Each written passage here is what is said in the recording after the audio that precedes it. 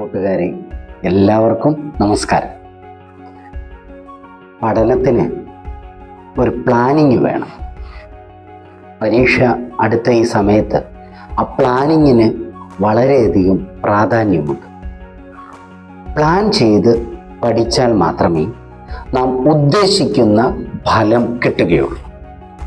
Planning മാത്രം പോരാ, ആ പ്ലാനിങ്ങിനനുസരിച്ച് നമ്മുടെ സമയം നല്ല രീതിയിൽ ഉപയോഗിക്കുവാൻ നമുക്ക് സാധിക്കണം. പ്ലാൻ ചെയ്ത് കൃത്യമായി എല്ലാം ടൈം ടേബിളും ഒക്കെ സെറ്റ് ചെയ്ത് വെച്ചിട്ട് അത് കൃത്യമായി ഫോളോ ചെയ്യാതെ ഇരിക്കുകയാണെങ്കിൽ പിന്നെ എന്ത് പ്രയോജനം?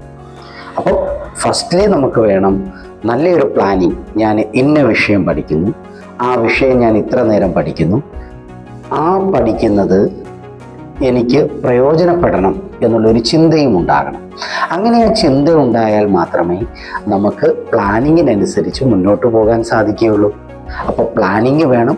ആ പ്ലാനിങ്ങിനനുസരിച്ച് നമുക്ക് പ്രവർത്തിക്കാൻ സാധിക്കണം. അങ്ങനെ ഞാൻ പറയാൻ കാര്യം, പലപ്പോഴും നമ്മൾ പ്ലാൻ ചെയ്യും പല കാര്യങ്ങളും, പിന്നീട് മറ്റു കാര്യങ്ങളിലേക്ക് നമ്മൾ വഴുതി മാറും. അങ്ങനെ മറ്റു കാര്യങ്ങളിലേക്ക് വഴുതി മാറുന്ന ഒരു സാഹചര്യത്തോട് നോ പറയുവാൻ പഠിക്കുക എന്നുള്ളതാണ് ഈ എക്സാം അടുത്തിരിക്കുന്ന കാലത്ത് വേണ്ട ഏറ്റവും പ്രധാനപ്പെട്ട കാര്യം. നോ എന്ന് പറയേണ്ടടുത്ത് നോ എന്ന് പറയാൻ പഠിക്കാൻ നമുക്ക് കഴിയണം. തീർച്ചയായിട്ടും എൻ്റെ മക്കള് ആദ്യമായി കൃത്യമായി ചെയ്യേണ്ട കാര്യം, കൃത്യമായൊരു പ്ലാനിങ് വേണം, കൃത്യമായൊരു ടൈം ടേബിൾ വേണം പഠിക്കുവാൻ. ആ ടൈം ടേബിളിനനുസരിച്ച് പ്ലാനിങ് സക്സസ് ആയ രീതിയിൽ നടപ്പിലാക്കുവാൻ, അതിനുവേണ്ടി വർക്കൗട്ട് ചെയ്യുവാൻ പ്രിയപ്പെട്ട കുഞ്ഞുങ്ങൾ ശ്രമിക്കണം. അങ്ങനെ ശ്രമിച്ചാൽ നമുക്ക് നമ്മുടെ സിലബസിനനുസരിച്ചുള്ള പാഠങ്ങൾ കൃത്യമായി പരീക്ഷയ്ക്ക് മുന്നായി പഠിച്ച് റിവിഷൻ നടത്തുവാൻ സാധിക്കും. അതിന് വേണമെങ്കിൽ ടീച്ചേഴ്സിൻ്റെ സഹായമൊക്കെ തേടാം.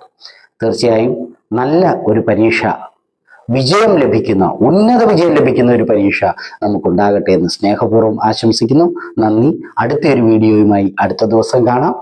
തീർച്ചയായും ചാനൽ കാണുക, ലൈക്ക് ചെയ്യുക, ഷെയർ ചെയ്യുക, സബ്സ്ക്രൈബ് ചെയ്യാനും മറക്കരുത്. Thank you.